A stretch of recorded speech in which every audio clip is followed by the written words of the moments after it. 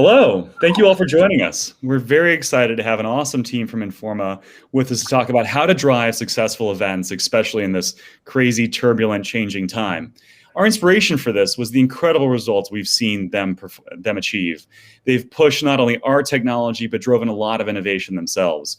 This has been across 1,200 events. We've seen 425,000 attendees. And with InGo, they've reached 100 million of their connections, those attendees' connections, inviting them to join them at events, driving 250,000 clicks, not to mention millions of likes and impressions, yielding over 100,000 acquisitions.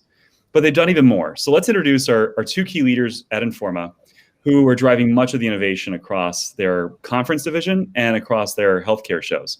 So Isabel, will you start with a brief intro, who you are, what you do, and the thing you love most about events? Sure. Hi, Michael. Hi, everybody. My name is Isabel Peck. I'm the Chief Digital Officer for Informa Connect. I've been with the industry many, many years, about 30 years this year. I currently work on driving forward our digital strategy across Informa Connect, making sure that our platforms are fit for purpose and that we're approaching digital with a customer mindset, as well as looking at the marketing activity that we do. What I love most about events, effectively, is the people. I think I've met some incredible people over the last 30 years. Everyone that works in events is dynamic, passionate, motivated, full of ideas, and I think that's what keeps everything fresh and moving forward. So, yeah, looking forward to the next few years now. Hopefully, it'll be a bit smoother post-pandemic. Yeah, your lips to God's ears. So, Chris, please tell us about yourself. Yeah, hi. Hi, everyone. I'm Chris Olarte, Senior Marketing Executive at Informa Markets Healthcare Division.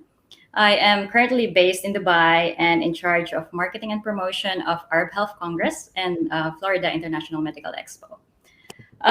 What do I love about events? I think it's coming into life, like whatever you worked hard for months and effort you put into, seeing the people coming in, visitors on the first day, and I think the after party.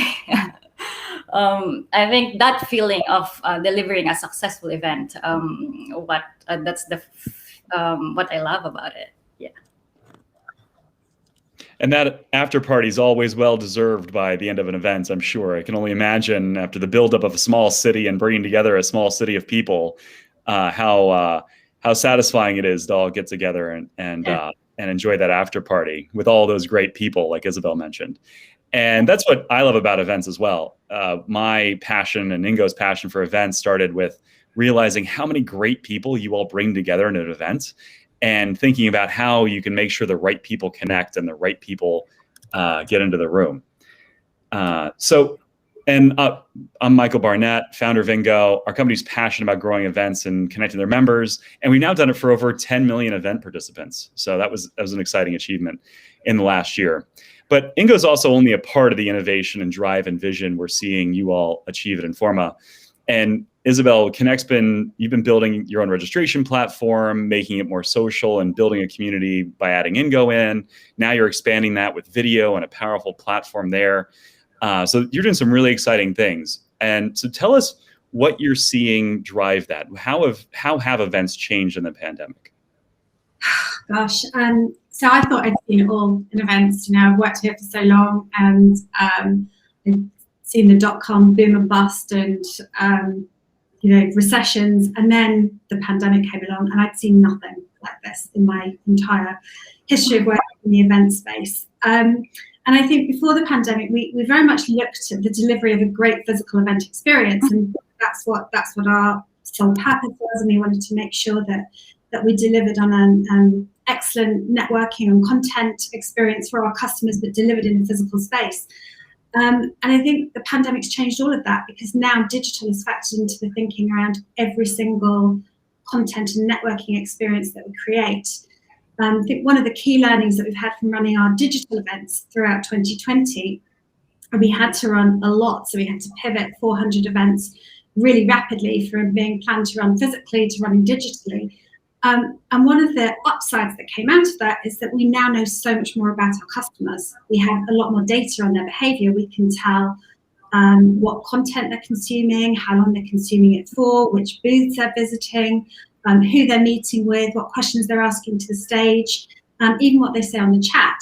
And so that gives us a much richer picture of the kind of content and networking experiences that we need to provide. So it's really fueling our future product. Now that we're returning to the physical events, we don't want to lose that data. Of course, in the past, we've done things like RFID or NFC. That doesn't give us the depth or the richness of the information that we've been able to get through working on a digital platform. So we're currently working with our platform provider to create an app which almost acts as a bridge between the digital and the physical events. And for the customer, it's almost like a remote control for their event, so that they can see who else is in the room with them, and they can use it to ask questions and book meetings, check into content sessions, other activities like that. And of course, every interaction that they have with the app becomes great data for us. And I think data is the new fuel of the business. And I think that's what the pandemic's brought with us. It's brought that realization that data is so important for us moving forward. It's a great point on data and the value of it. And I'm curious, is that why you're stepping further into digital and stepping deeper into digital because at the same time, we're seeing, I think, if you look at a lot of the industry reports that have come out, really bad NPS scores on a lot of events, and a lot of people pulling back on digital in 2021 and especially going into 2022. So that's quite a contrast to what you're saying. Is that data the big driver, or what's driving that push into digital for you?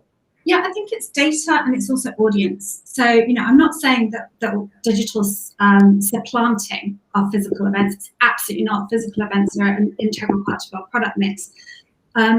But digital is now going to be woven into all of that. People have shown that they like consuming content digitally. What they don't like is consuming it for 8 hours a day for 3 or 4 days on end. That's not a great experience. But it reduces the barriers of access that were previously there for lots of audiences. And we discovered during the height of the pandemic that we were attracting about 45% new audiences, people who couldn't access our product previously, maybe due to geography or seniority or price point. So, digital's brought with it that whole new audience, and they also still bring with them good margin. Digital events are a much better margin than a physical event. And we don't want to leave those audiences behind now that we return to running physical events. And as I say, there's money to be made. So, we're doing it in 2 ways. We are doing some digital-only products, and that's going to be predicated on high productivity, rapid turnaround style events, which, we don't need to have lots and lots of people at, but if they're of-the-moment content or even evergreen content, if we start seeing critical mass gather around those topics, then potentially that's future physical product for us. But the other thing we're doing is hybrid events. So we're embedding that digital experience into the physical event as well, so that we're connecting digital and physical audiences, and that we're building that data that I spoke about a moment ago. And when you mention connecting digital and physical audiences, that's a tricky proposition. And I know you touched on the app earlier, but can you give us a little more color on what does it actually look like? How do I share an experience while in real life with somebody digitally, or vice versa? Love the idea of an event remote control also, by the way. Yeah, so the app is that bridge. So the event is set up both on the digital platform, and it also runs physically. So every registrant will be set up on the digital platform, and they'll use the app to make connections and see who's consuming the content at the same time as them, and potentially reach out to them and book meetings and chat with them. So, the physical people in the room can see who else is in the room physically, but they can also see who's in the room with them digitally and start making those connections. So what do you think? And I know this is a really hard question to answer, but let me actually start with a first step. Let's think about 3 years out, 4 years out. What are the big forces that are underlying change that you see that are going to drive whatever the events look like in 2025, 2026? For us, I think we're building digital into the fabric of what we do. It's not a sideshow, it's an integral part of our strategy, and we've got a plan for driving revenue through it. So, I think other events businesses will be doing the same thing. We've realized that we can monetize the content from digital multiple times. Firstly, as the event is held. Secondly, we can make that available on demand and monetize it again. And thirdly, we can take the content, curate it, repurpose it so that it's monetizable again. I don't think we're ever going to go back to 2019. The pandemic has been a real catalyst for change. It's forced the business and other businesses to review their business models and their product mixes in a way that we didn't have to do until recently. I also think that digital's raised the bar of expectations around physical events, actually, for our customers, particularly our sponsors. Through the pandemic, only hosting digital events, we've been able to give them much more in-depth data about the people that are interacting with their content and their propositions. And now that things are stabilizing somewhat, I think they're expecting the same from the physical experiences as well. I think for attendees, they've been starved of social contact. So I think there's going to be much more emphasis on networking opportunities and social experiences at physical events. And I think the content may be delivered more effectively by digital. Sounds very binary, and I don't mean to make it sound as black and white as that. But I do think experiences will shift towards different formats for different outcomes. And Chris, you've been doing some. I think that's a great feedback on the raising the bar of what sponsors and exhibitors want, right? With the additional demands of data and insight and precise audience targeting. Those are some big forces that are now going to permanently change, right? The seal is off on what people expect to get out of an event. It can't, after years of now getting Google ads and LinkedIn ads and Facebook ads and email marketing that's all extremely well targeted. I think, Isabel, to your point, now that those same sets of expectations with lots of analytics, lots of insight, lots of targeting are coming over to the events world. And so, Chris, you've been doing some really great stuff with your speakers and sponsors, with incentivizing them, with getting them to engage more in promoting the event. But let's start with, what are the challenges? Where did you start in terms of challenges looking at your events and your portfolio? Similar, different from what Isabel's been seeing? Mm-hmm. Yeah, that's a really good question. I think one of the challenges we're really looking into is spreading awareness to our target persona. For healthcare shows, we've got different persona, and we really want to tap into these new contacts, as Isabel said. We want our current attendees to really make noise about their participation on the show through social media. And through this, they, create awareness to their industry contacts, which also are target audience for the show. I think another thing is getting them engaged. We love hearing feedback from our customers, and one of the things that I think ways to get this is through social media, and we've seen this during our preparation for our hybrid show, wherein we are getting messages of people asking if this is happening, if the show is pushing through, and things like that. But on the other hand, we have confirmed exhibitors and attendees who are also posting how excited they are and looking forward to exhibiting to the show. I think that itself is a good marketing for us. It's a great point. I was just reading the Deloitte article on the future of B2B markets and future of B2B travel. And one of the points they made is that it's a lot of competition that ultimately drives B2B travel. And I think, to your point, if I see and a competitor is going to an event and going to meet with my customers or my prospects, all of a sudden my desire to go to that event is going to be dramatically higher. All of a sudden I feel like I have to be at that event. Is that what you're pulling at when you talk about engagement in industry?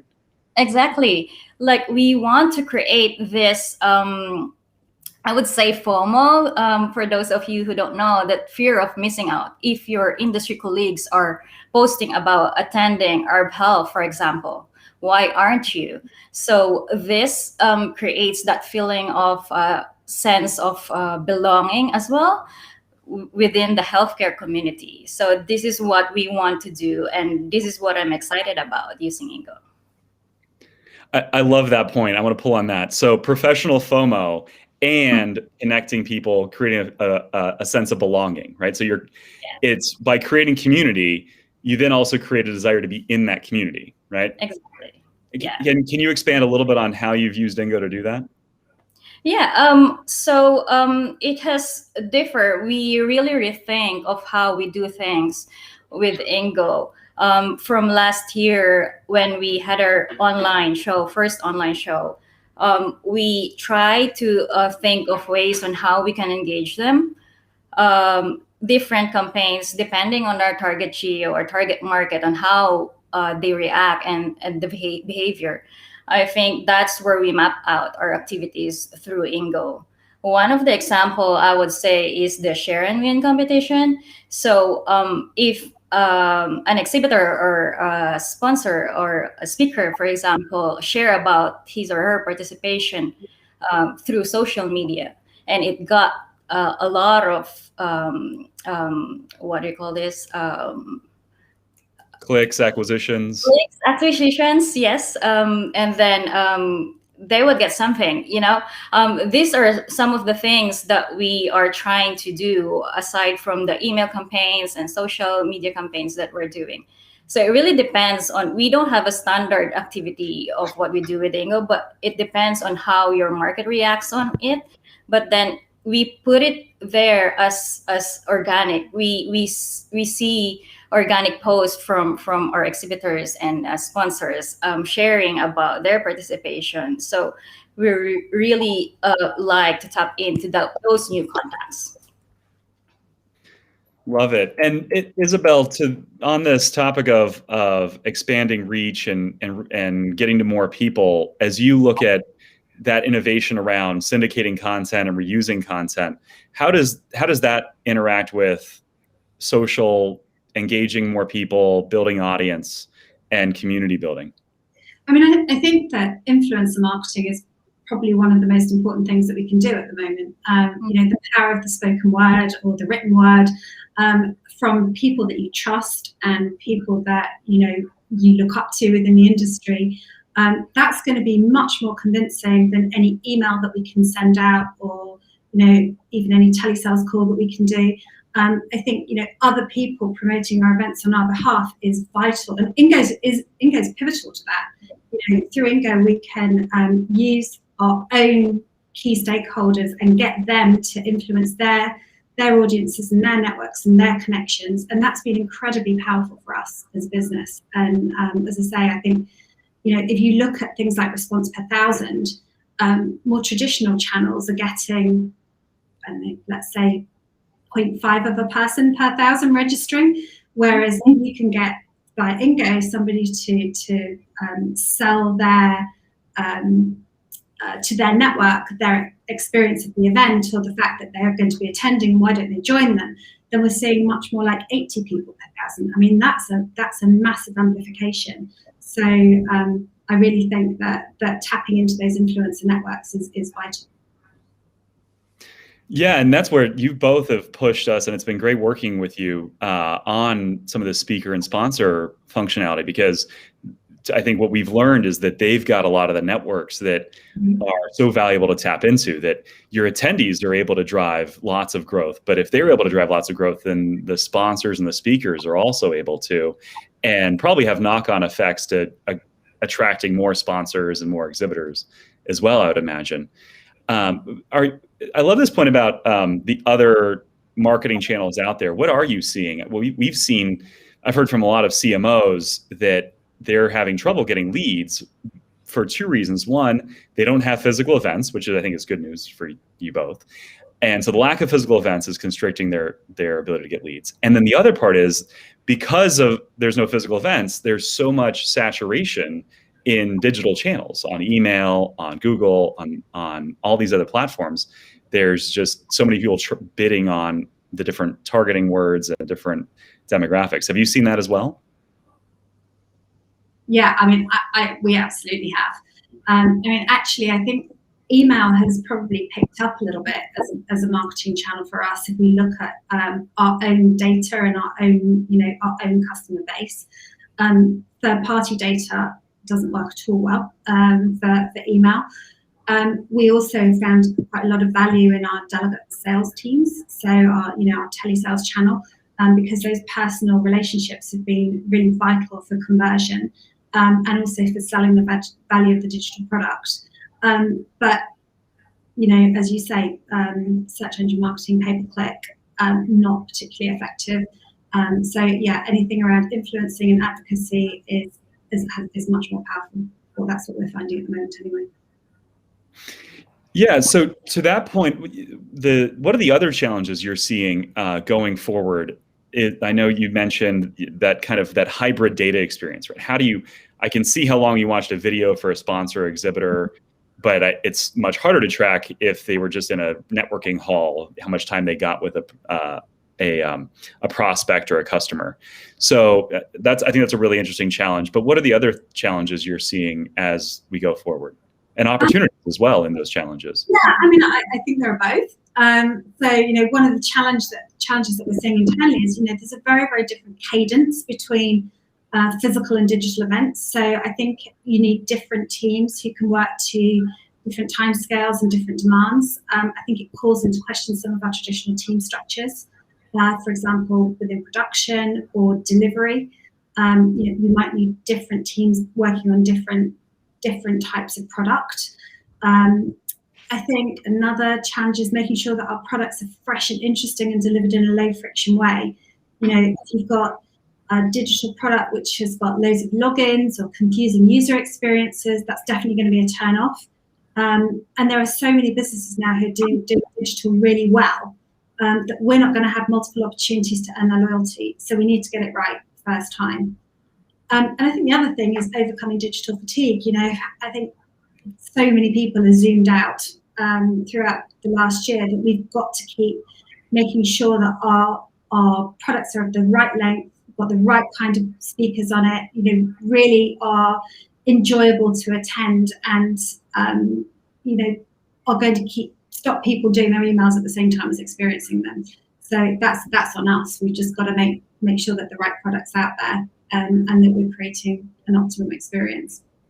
Opportunities. I think there are loads of opportunities. I think there are loads of opportunities in wider audiences, more data, connecting people. Video, I think is huge. There's so much more we can do with that. As I said earlier, we can take content, repackage it, repurpose it, look at new ways of monetizing it. So, it's challenging times, but it's interesting times. And I think for the events industry, it's going to be a roller coaster, but hopefully one which is a great ride.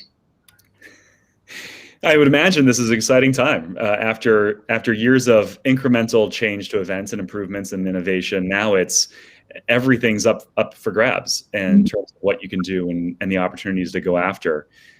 Chris, what are you seeing for challenges and opportunities in the industry? Yeah, I think just to add on to Isabel's point, I think for us, it's also stretching our abilities as marketeers, not only for our customers, but also within our team. You're not only an event professional, you're an event professional with creative skills, with data skills. So we kind of have to rewire our thinking and see how we can fit into this challenging time, and see what we can add more and do more. And adding to that, from that side of our customers, I think they're not really into digital. Most of them, yes, but then some are still traditional.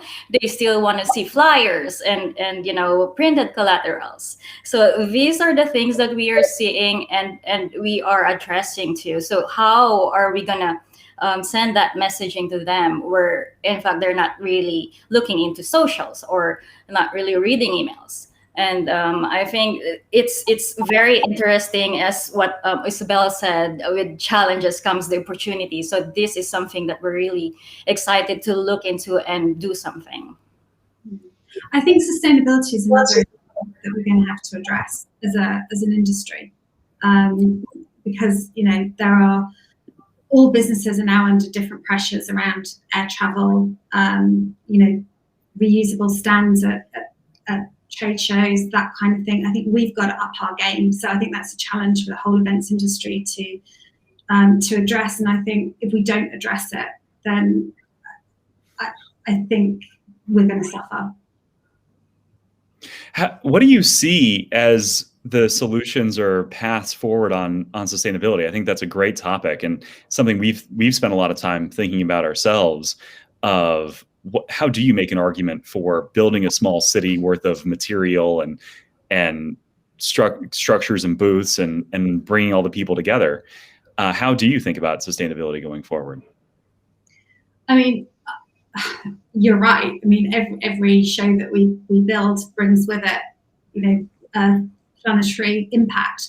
But I think there are lots of things that we can do to offset that. You know, we're doing very small things like getting our customers, giving them the opportunity to offset the value of their flights as they register, so we can make it super easy for them to do that. We're doing small things like taking away paper agendas and pushing that through the app. And then we're doing bigger things like we're investing in a mangrove project to try and push forward as the customers move around the events, that they're, in exchange for giving us their data, we're giving them an investment in a sustainable project, and we're planting mangroves on their behalf. So it might not be always that you know, we recycle every carpet, but we need to start moving forward in that direction. I think there are big things that we can do and little things that we can do, and it's not going to happen overnight or tomorrow. And I'm certainly not a sustainability expert, so please don't. I'm sure there are people who are much more articulate on this subject than I am, but I think we have to start addressing it. I think we have to start looking at it more intensively as an industry, and yeah, as I say, overcome the barriers to making that happen, and I think it's highly possible. We've just got to get on with it, and maybe we need to collaborate as an industry to look at different ways that we can reduce our impact on the planet. Chris, anything there?